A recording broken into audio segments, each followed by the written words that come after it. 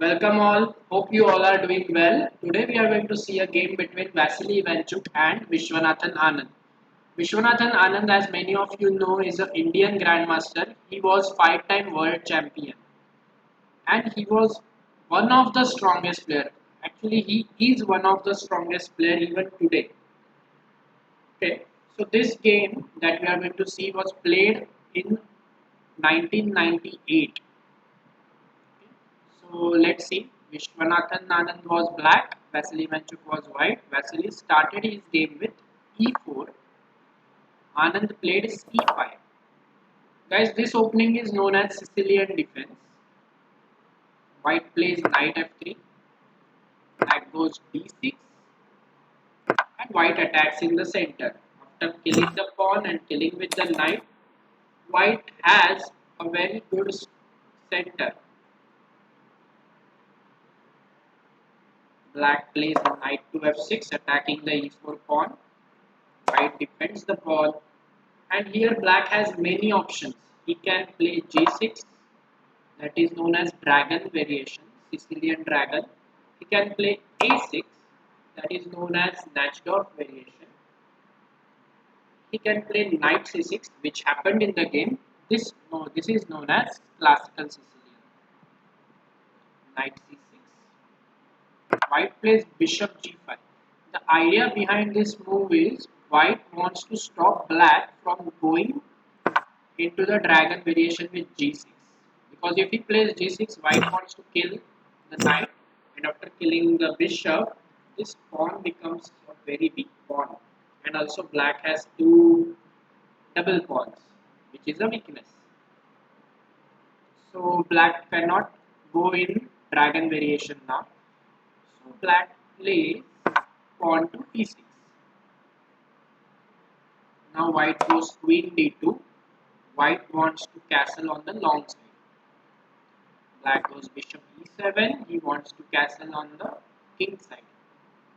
White castles, black castles, and pawn to f3. Now, both the players have castled, and this is the opposite castling position. White has castled on the queen side, whereas black has castled on the king side. Now, white's idea is to push these pawns ahead and create some attack on the black king, whereas black will use these two pawns. He will start to push these two pawns ahead, and also he will use the c5, open c5 to attack on the white king. So let's see how they attacked each other. f3, black first killed the knight, queen into d4, and black started his attack. He wants to play a6, then b5, then b4, then queen c7, rook c8, and so on. White started his attack with h2, b5, and here white played a waiting move, king b1. This is known as a prophylactic move, and it is a very useful move. White wants to get away from this diagonal. There are lots of tactics. When this knight moves, this bishop kills this bishop in a check. So white doesn't want that. That's why he first takes his king to the b1 square. Okay. Now for example, guys, here one might ask, why can't white kill this knight? Because if black kills with the pawn, his king is getting weak. And if black kills with the bishop, white is getting a pawn. It's true, but after queen into d6, rook into d6, and bishop e5 with d1, black has a double bishop advantage. And even though black is a pawn down, this position is equal.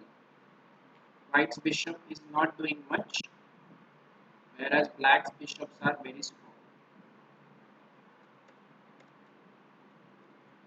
So white doesn't want an equality, he wants to attack.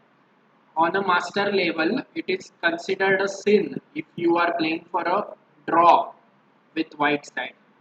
White side players will always try to attack and win the game. If you are black, you may play for a draw. Okay? So b5, king to b1, queen c7, h5, h6. Now white's idea is to push the pawn h6. Let's say black plays bishop b7 and h6, and suddenly this knight becomes a target because black cannot kill or black cannot push this pawn, otherwise his knight is falling. So this is a very dangerous threat, guys. That's why black stopped that threat with pawn to h6. Now white plays his bishop on h4. Next, black developed his bishop, and now white played a move here, knight e2, which I really didn't like. I liked bishop d3 for white. Just developing the bishop, then next he can try for f4 or even first g4, g5. But white played knight to e2. Now came rook c8. Black started to attack this weakness. White needs to save it. White saved with queen d2. And now black played his other rook on d8. Now this pawn became very safe. Now white wants to place his knight to f4. But the problem is, if he placed his knight to f4, black can play pawn to b5. And if white captures, knight captures, rook captures, look at black's pieces. All of them are active suddenly. And white's pieces are not that active. This position is plus for black. That's why here white wants to play his pawn to e5. But right now, queen can kill the pawn. So that's why here only white places his rook on e1. So that when he plays knight f4 on d5, he can put his pawn on e5 and queen cannot kill it. Let's say black makes a random move, knight f4. Now on d5, white pushes his pawn to e5 and suddenly all of black's pieces have become bad. See, this pawn is blocking all of black's pieces. Okay, so black obviously thought of that and he stopped the knight f4 move with pawn to e5. Here white captured the knight, bishop captured the bishop, and knight to c3. White wants to jump with his knight on d5. Black played bishop g5. Queen moved to d1. Queen came to h5. Vasily played knight d5. Bishop killed the knight. And now white has to kill with the pawn. He cannot kill with the queen because then his rook is hanging. That's why white killed the bishop. And here came a shocking move for Vasily. Pause the video, guys, and try to find out a move for Viswanathan Anand which just crushed the white player. Okay, congratulations if you found the move rook into c2. Now, see here, if queen captures the rook, queen captures rook and it's a checkmate after queen c1, queen c1. So white has to capture with the king, and after white captures, that's what happened in the game. Black captured the a2 pawn, and now guys, if you see, next move is rook c8. This king is trapped in the center. He cannot run anywhere. For example, let's make a random move for white. rook c8, king d3, and queen c4 is a checkmate, guys. So how to say that vicious threat? White found a way, f4. And for example, now if black first captured that pawn, white has this good move, rook h3. And now it stops the check on c8. And white survives for a while. But black first gave a check here, rook c8 check, king d3, bishop into f4 check, king e2, queen into b2 check, king f3, and after rook c1, white resigned the game. Because white has only one, he has to move the queen and also support the rook on e1. So if he plays queen e2, black has this queen c3 check, and white is getting checkmated.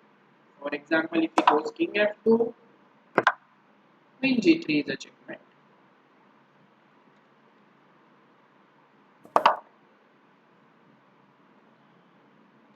If he goes king g4, again queen g3, king f5, and g6 is a checkmate.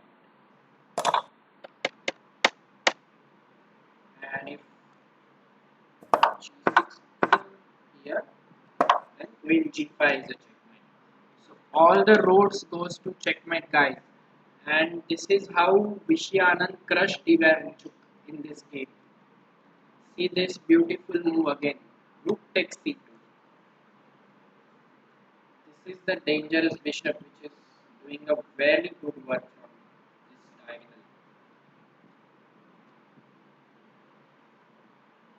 diagonal.